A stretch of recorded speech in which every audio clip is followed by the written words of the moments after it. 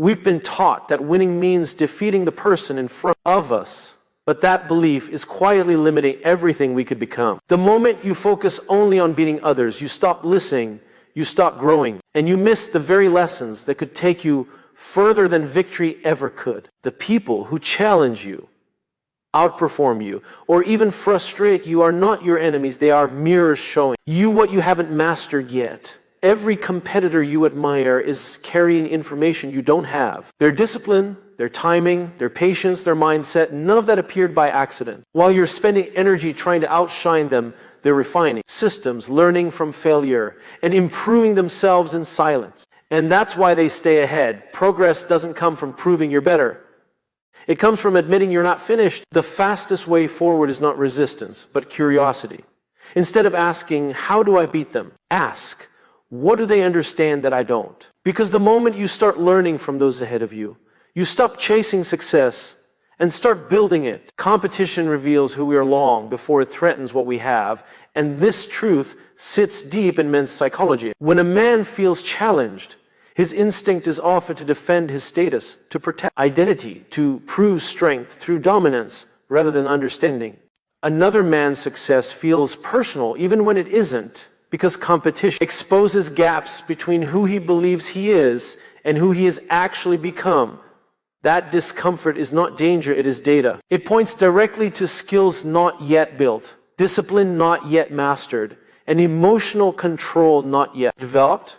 Men often think competition is about power, but women tend to see it as information. From a woman's perspective, competition highlights patterns, consistency, confidence under pressure, the ability to learn instead of react. Where many men feel threatened, women often observe and assess, recognizing that growth comes from adaptation, not confrontation. This difference matters because real strength is not loud resistance, but quiet curiosity. The man who studies rather than strikes gain an edge that lasts longer than ego-driven wins. Competition does not take anything away unless pride demands it. And the moment a man learns to see rivals as teachers, pressure turns into clarity, insecurity turns into insight, and progress becomes inevitable.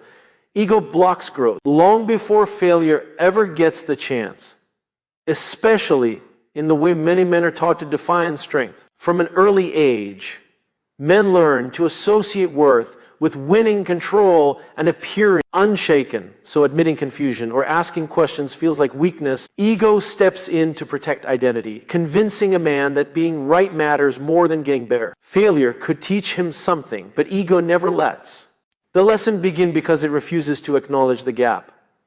Men often hide behind confidence, while women are more likely to recognize the cost of unchecked pride. From a woman's perspective, ego is easy to see because it shows up in defensiveness, avoidance, and resistance to feedback. Where a man might feel he is holding his ground, a woman often sees a missed opportunity for growth and connection. Ego doesn't just slow progress, it isolates, creating distance between potential and performance, between intention and impact. Growth demands humility before it demands effort, and ego resists humility at every step. The man who clings to pride stays stuck repeating the same patterns, while the man who lowers his guard gains access to learning, adaptability, and resilience, discovering that real confidence is built through understanding rather than protection.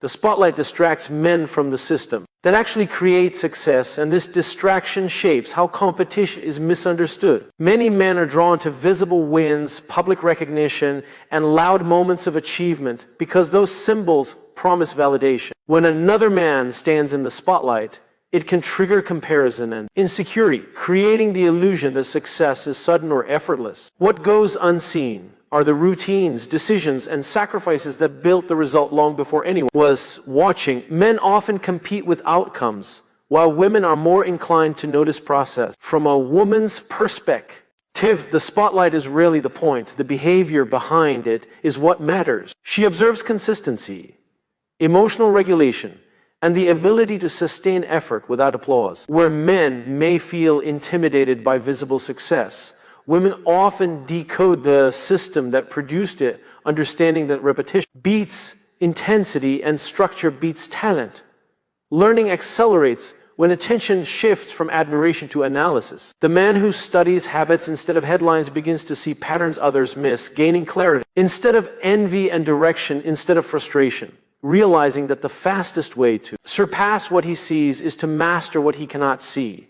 Learning is the only advantage that cannot be taken away, and this truth challenges how many men approach competition and success. Men are often taught to rely on strength, speed, or intelligence as fixed traits, believing that what got them ahead once will keep them ahead forever. When someone else catches up or moves past them, it feels threatening because identity has been tied to being the best rather than becoming better. Learning shifts the focus from defending position to expanding capacity. Women often recognize adaptability as a deeper form of power. From a woman's perspective, the man who keeps learning appears secure, grounded, and trustworthy because he is not fragile in the face of change. While men may feel pressure to appear competent at all times, women tend to value curiosity, reflection, and growth under pressure. The willingness to learn signals emotional maturity, not weakness, and creates resilience that outlasts talent or advantage. Those who stop learning eventually rely on status,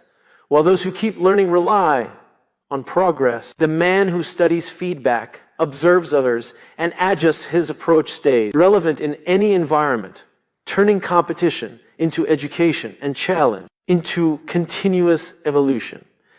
Respect changes the way men experience competition, while resentment quietly drains the energy needed to grow. When a man resents someone who is ahead of him, his focus shifts from learning to comparison, from progress to frustration. Resentment convinces him that success is unfair, that someone else has an advantage. He doesn't. And this story protects ego while blocking development.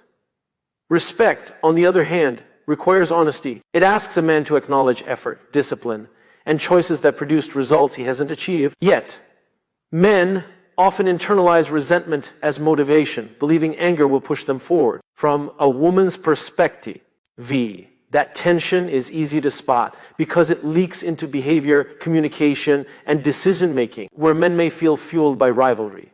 Women often see how resentment narrows thinking and reduces emotional control. Respect expands perspective.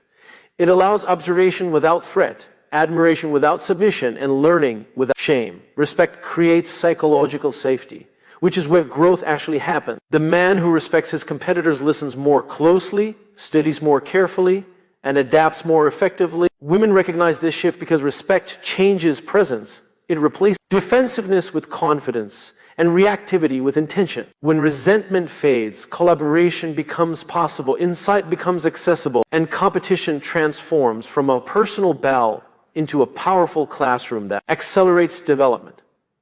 Comparison feels natural to many men because identity is often built through ranking, measuring, and proving worth against others. From an early age, men are encouraged to notice who is stronger, faster, richer, or more respected.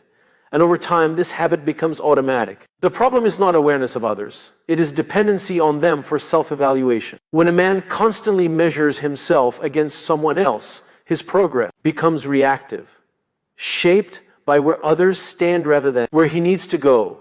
Men frequently use comparison as motivation, but women tend to recognize its emotional cost more quickly. From a woman's perspective, constant comparison creates instability because confidence rises and falls based on external outcomes. Where a man may believe comparison keeps him sharp, women often see how it breeds insecurity, impatience, and self-doubt beneath the surface. Growth requires internal alignment, and comparison pulls attention outward, fragmenting focus and draining clarity. Growth accelerates when attention shifts from outperforming others to outgrowing the past self. The man who stops tracking everyone else gains the freedom to move at his own pace, make better decisions, and take smarter risks. Women notice this shift because it changes energy. Presence becomes calmer, actions become intentional, and confidence becomes consistent rather than performative. Ending comparison does not mean ignoring excellence. It means redefining it. When men learn to use